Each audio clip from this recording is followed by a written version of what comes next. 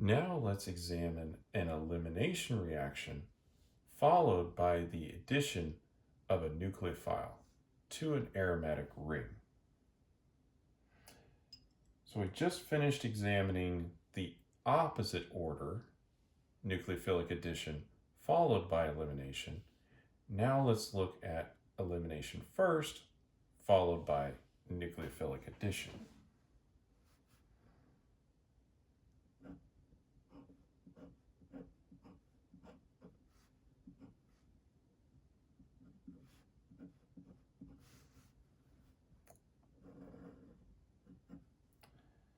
So in this case, we'll need a strong base in order to have a nucleophilic elimination, or an elimination reaction, followed by a nucleophilic addition.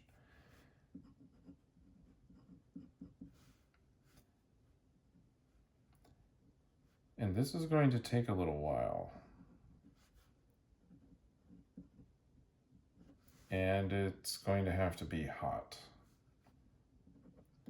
And then in step 2, we'll just do our little acid workup.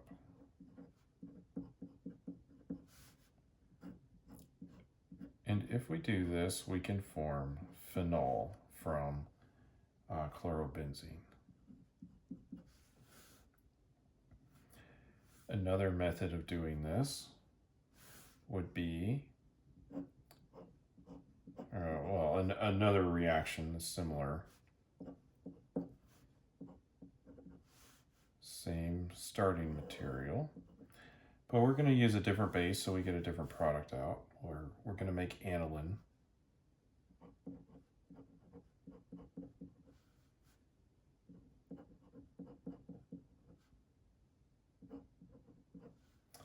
So we'll have to run this with this very strong base, KNH2, and we'll dissolve that in liquid ammonia. And ammonia boils at fairly low temperatures, so we'll need to run this at a low temperature, minus 33 degrees Celsius or so. And then, of course, at the end, we'll still need a workup step.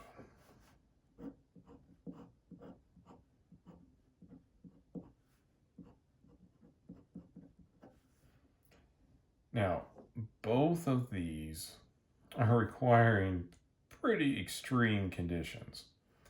In this top reaction, our extreme condition is a very high temperature and long reaction times. In this second reaction, our extreme conditions are a very strong base. Now, you might ask, why is that?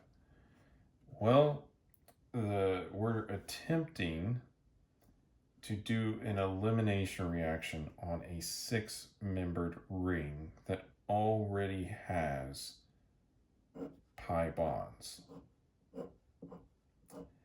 That's going to be difficult.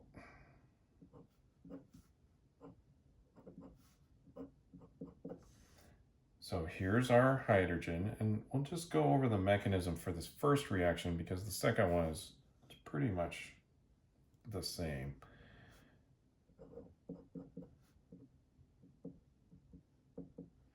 So we have hydroxide, and that comes in, and that will take that proton. And then those electrons will transition into the ring.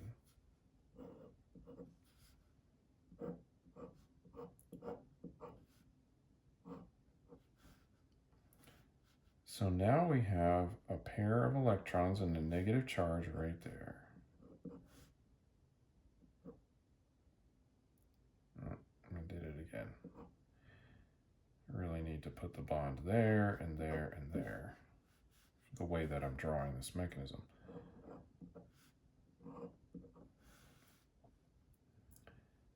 So now we transition those electrons in between these two carbons. We'll have the chloride leave. And it makes an interesting intermediate. At least the current thought is that it makes this. Now, one thing that you have to know about organic chemists is chemists do prefer to know the intermediate, and they like to get spectroscopy on them and isolate them if possible.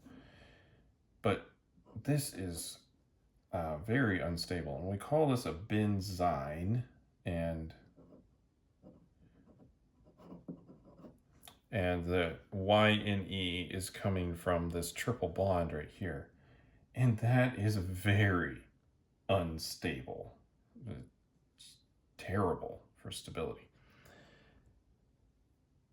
If you know anything about alkynes, they like to be linear molecules, and we're forcing this to be a 60-degree bond angle right here, or close to a 60-degree bond angle. And so if we just took a break from our mechanism real quick to just talk about why benzynes are just terribly unstable and hard to isolate, let's just draw what would happen here with the orbitals. So we've got the orbitals just like this, and these are the ones, the p orbitals that stick out of the plane, right? And so we have those p orbitals would be lined up kind of like this, and we've got little carbon atoms there, and the ring is here, right? So kind of like this. And they have direct side-to-side overlap. This is very good overlap. They're lined up perpendicular to the plane, and it provides very nice overlap. And that, again, is one of the stability features of an aromatic ring, or something that's aromatic. What happens, though, when we try to make another double bond here to turn this into the triple bond? I should say another pi bond.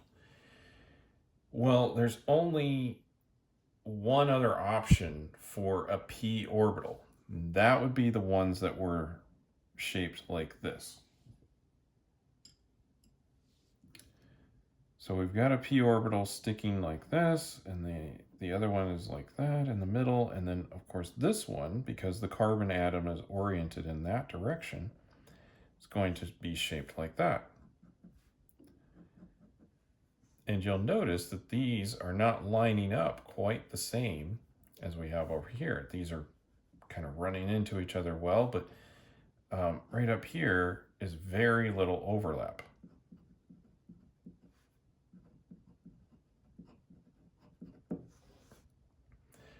And that is causing us stability problems. It's just not made to be strained that far out of a linear relationship.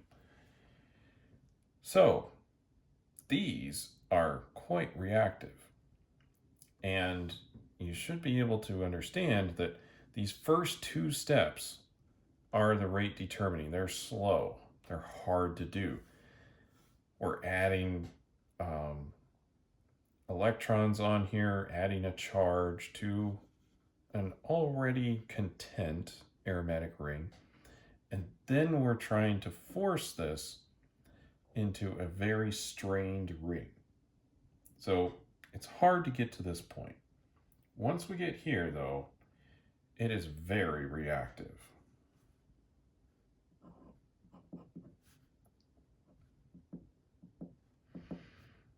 Which, again, is one of the reasons why you just can't isolate it.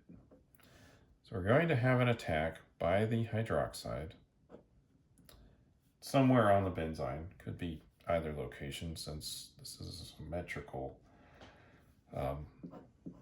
ring. So we've had that. Now we've got our lone pair back on that carbon. And now hopefully we can start to see why we need extreme conditions in order for this to work. And we're going to go acid workup.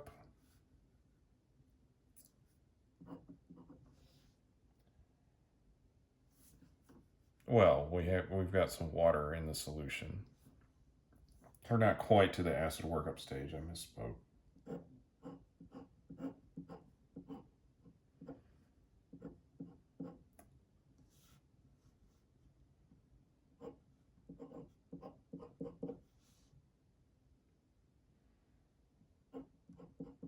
So now we've got a proton here, but we're going to have a lot of strong base in the solution, and this is an acidic proton. Phenols are acidic. So we will remove that proton. Even though we don't really want to, it's coming off. And now the acid workup step will then replace that proton that we didn't want to remove, but it's going to happen.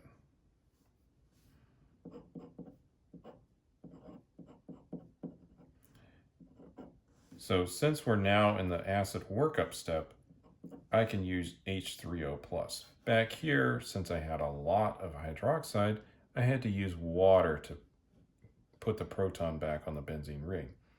That's not really a problem since this is a reactive species. It'll steal that proton off from water very quickly. And then we deprotonate there. All right.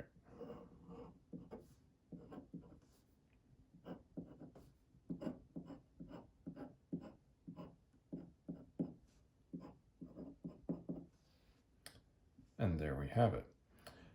Now, this is elimination followed by an addition reaction of a nucleophile. So I suppose I could say nucleophilic addition. Next, it is an extreme process. It needs extreme conditions in order for it to work. But it is possible. And again, the real reason why we need those extreme conditions is because this benzene is very unstable.